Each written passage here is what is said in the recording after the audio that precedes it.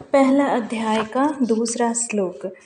दृष्ट्वा तु पाण्डवानीकं व्यूढं दुर्योधन तदा आचार्यम् उपसंज्ञय राजा वचनम् अब्रवीत्। तात्पर्य: धृतराष्ट्र जन्म से अंधा था। दुर्भाग्यवश वह आध्यात्मिक दृष्टि से भी वंचित था।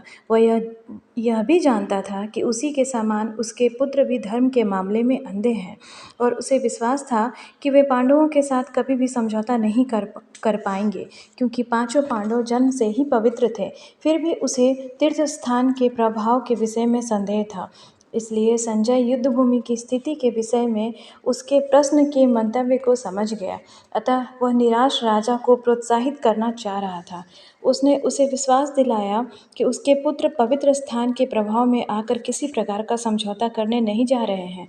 उसने राजा को बताया कि उसका पुत्र दुर्योधन पांडवों की सेना को देखकर तुरंत अपने सेनापति द्रोणाचार्य को वास्तविक स्थिति से अवगत कराने गया।